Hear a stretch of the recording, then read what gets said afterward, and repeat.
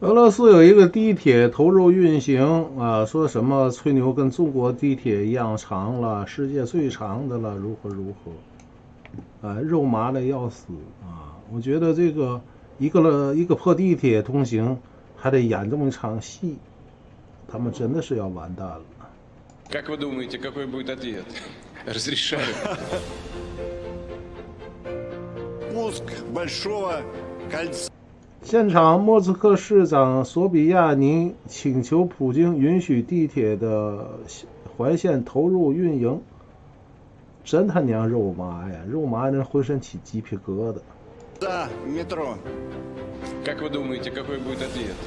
Разрешаю. С Богом. Поехали, ребята.